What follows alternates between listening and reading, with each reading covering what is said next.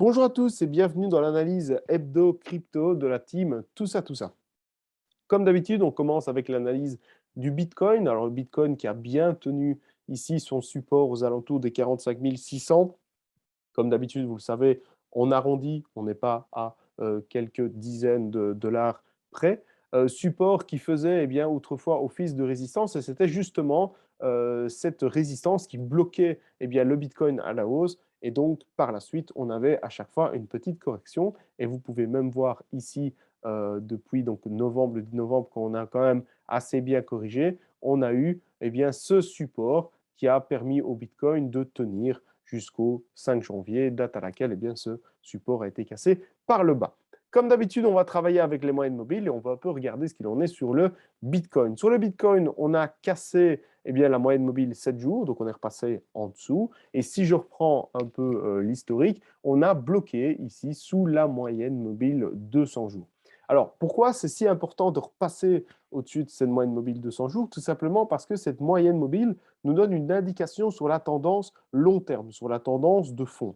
C'est-à-dire repasser au-dessus, bien, le Bitcoin pourrait avoir une tendance de fond haussière. Et donc ça, c'est très important pour le Bitcoin et pour toutes les crypto-monnaies parce que ce breakout justement de cette moyenne mobile pourrait bien donner plusieurs breakouts pour plein de petites cryptos qui sont bien orientées mais qui attendent justement ce passage de cette moyenne mobile sur le Bitcoin, car comme vous le savez, bien, le Bitcoin fonctionne un peu comme un indice, comme le CAC pour les actions, et donc c'est lui qui décide si les altcoins partent à la hausse ou à la baisse. Mais ici, on n'est pas dans la thématique bien, de bull run où justement le Bitcoin bien, est dans une sorte de range et les altcoins montent à toute vitesse.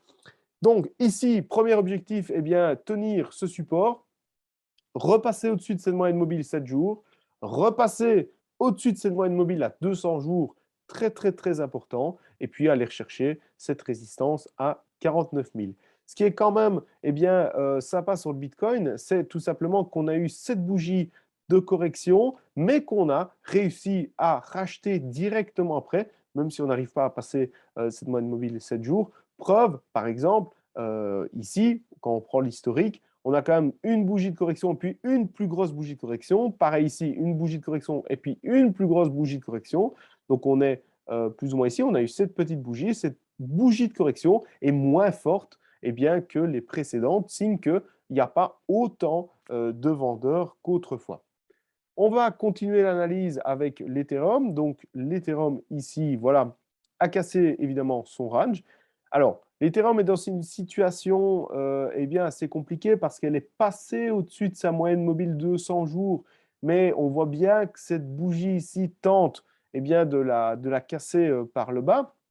On pourrait, bien, dans un premier temps, aller rechercher le haut de ce range ici où se situe la moyenne mobile 7 jours en appui. Et quand vous prenez bien, l'historique de la moyenne mobile 7 jours, on peut voir que ici, ici, ici et encore ici et même ici, elle a quand même fait son travail. Donc, pourquoi pas aller rechercher la moyenne mobile bien, 7 jours pour reprendre appui, retourner sur la moyenne mobile 200 jours et après, aller rechercher cette grosse zone ici de résistance qui se situe aux alentours des 3800, 3900. Ensuite, on a Luna. Luna qui bien, a eu un nouvel ATH qui se situe aux alentours des 118 dollars. Alors, que peut faire Luna actuellement? Alors, il y a plusieurs scénarios. Le premier, c'est retourner prendre appui ici sur sa moyenne mobile 7 jours, comme elle l'a déjà fait bien, autrefois. Donc, c'est-à-dire retourner sur les 109 dollars pour après repartir. Elle pourrait casser bien, sa moyenne mobile 7 jours et reprendre appui ici sur cette zone autrefois donc, de résistance qui est devenue maintenant une zone de support sur les 104 ou alors sur les 99 dollars pour après repartir. Avec les prolongations de Fibonacci, on a un premier TP à 123 dollars, ensuite 153 et 200, 201 dollars. Il faut savoir que c'est une crypto qui est quand même bien en forme par rapport bien, aux autres, puisqu'elle réalise un ATH, alors que d'autres peinent encore à casser la moyenne mobile de 100 jours, qui se situe juste ici pour Luna. Donc on peut voir qu'elle a fait bien, office de support le 31 janvier ou encore ici le 22 février. On passe à Atom, Atom qui a vraiment du mal, je vais enlever ça pour que ce soit plus clair, à casser cette grosse zone de résistance hein, qui est ici entre 32 et 30, 33, 33,50. On peut voir historiquement que Atom a vraiment du mal à casser cette zone, mais il faudrait que Atom casse cette zone pour pouvoir aller chercher, pourquoi pas, les 44 $. Avec les moyennes mobiles, eh bien, ce que ça donne, on vient de repasser au-dessus, et je zoome pour que ce soit plus clair, voilà, on vient de passer au-dessus de la moyenne mobile à 200 jours, et eh bien, on a pris appui ici le 4 avril sur justement cette moyenne mobile aux alentours des 31,59 $. Donc voilà, comme je vous l'ai dit, essayez d'aller repasser cette zone, absolument breaker cette zone avec volume pour pouvoir aller rechercher eh bien plus haut. Si jamais on venait à corriger, on a encore la moyenne mobile ici à 7 jours qui sert eh bien d'appui de support aux alentours des 30 $. Le Filecoin, que je suis quand même depuis eh bien, un moment, ce qui m'avait impressionné sur le Filecoin, c'est justement ce volume énorme sur cette crypto qui était un peu eh bien, délaissée. Alors, avec les moyennes mobiles, voilà, on n'arrive pas, pour le Falcon en tout cas, à repasser une bonne fois pour toutes au-dessus de cette moyenne mobile à 99 jours.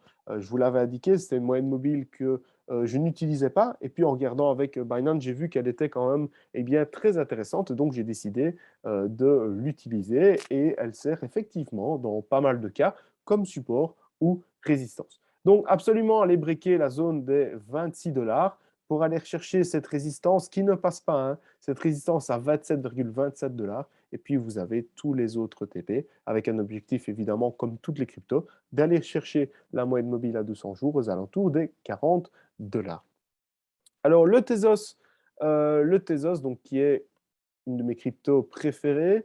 Donc ici, on a cassé par le haut et on a été chercher eh bien, la zone de résistance à 4 $ qui ne passe pas puisqu'on a un peu dépassé ces 4 $, mais directement le lendemain, on a eu une petite bougie rouge. Avec les moyennes mobiles, eh bien, on a la moyenne mobile 7 jours qui continue eh bien, de suivre le cours et qui croise à la hausse la moyenne mobile à 99 jours. Le prochain TP, je pense qu'il est tout à fait évident, c'est casser une bonne fois pour toutes cette zone des 4 $ et aller chercher la moyenne mobile à 200 jours vers 4,76 $. Voilà pour le Tezos. Band Protocol. Alors, Band Protocol, c'est exactement la même chose que Link. Donc, c'est exactement le même domaine, sauf que pour le moment, eh bien, Band est beaucoup moins valorisé, mais ça n'engage en rien son potentiel qui est, eh bien, pour moi, encore assez fort et qui n'a pas malheureusement prouvé son potentiel sur le marché crypto, donc un peu délaissé. Toutefois, eh bien, on voit que la moyenne mobile suit bien le cours depuis les 3,50 $ hein, ici. Alors, ici, cette bougie rouge qui se situe un peu au milieu de sa moyenne mobile de 100 jours et sa moyenne mobile 7 jours. Donc, on pourrait avoir peut-être une petite correction de consolidation sur les 5 $ pour pouvoir aller rechercher les 200 la moyenne mobile pardon, 200 jours à 6 $. Et puis, vous avez des objectifs qui sont là. Par contre, on observe pas trop de volume, hein, c'est ce que je vous disais, Band est un peu pour le moment délaissé, mais ça n'engage rien eh bien, son projet qui est le même que Link et donc qui est un très beau projet. Pour ce qui est de la prochaine crypto, il s'agit de Gala. Avec les moyennes mobiles, eh bien, Gala est un peu entre toutes ces moyennes mobiles. Hop, je zoome pour que ce soit plus simple. On a ici la moyenne mobile 99 jours qui sert d'appui pour cette bougie, la moyenne mobile 7 jours qui vient d'être cassée et la moyenne mobile 200 jours qui bloque ici le cours à la hausse. Il faudra absolument casser eh bien, cette moyenne mobile pour aller chercher évidemment les 0,30 eh bien, centimes. On a eu d'énormes volumes ici, hein, fait passer le cours de 0,17 à 0 quasi 40 et donc par la suite eh bien, on a eu une correction et ici on attend de voir, on est vraiment entre toutes les moyennes mobiles, donc on pourrait repartir dans un sens comme dans un autre. Pour ce qui est de Mana, quand même parler eh bien, des cryptos métaverses, un peu délaissés pour le moment. Je vous avoue que mais les cryptos liés au métaverse n'intéressent pas pour le moment. Je pense que ça va être plus ou moins comme au début du précédent bull run. Alors, je ne dis pas qu'on est en bull run, mais je pense qu'on pourrait avoir le même cas de figure, c'est-à-dire toutes les grosses cryptos qui vont repartir et puis, on aura certainement, en fonction eh bien, des projets qui partent, et puis ce sera certainement le tour autour des crypto-métaverses parce que on a encore vu le potentiel de ces cryptos qui est tout juste énorme. Donc voilà, ici, eh bien, Mana, qui se situe ici. Alors, avec les moyennes mobiles, voilà, on a passé la moyenne mobile 99 qui est juste à plat avec la moyenne mobile 7 jours et donc qui fait office de support. Il faudra aller chercher ici les 2,86, les briquets, pour aller rechercher les plus hauts. Et là, comme vous pouvez voir, on a la moyenne mobile 200 jours qui sert de support. Et la dernière, eh bien, il s'agit de Cake. Je vous en parlais pas plus tard que la semaine dernière. Cake qui a repris appui sur les 5,40, qui vient quand même de 40 $, donc on est baissier. Mais je trouvais que Cake eh bien, se reprenait vachement bien. Ici, on devait breaker absolument la zone des 9,5 $ qui a été fait. On a la moyenne mobile 7 jours qui repasse au-dessus de la moyenne mobile 99 avec cette petite bougie qui a été chercher mon deuxième TP à 10,14 $. Et donc, on va voir un peu comment se comporte Cake, mais on voit que les volumes reviennent tout doucement. Et donc, on pourrait retourner, qui est un objectif eh bien, tout à fait plausible, sur la moyenne mobile, ici 200 jours à 12,58 $.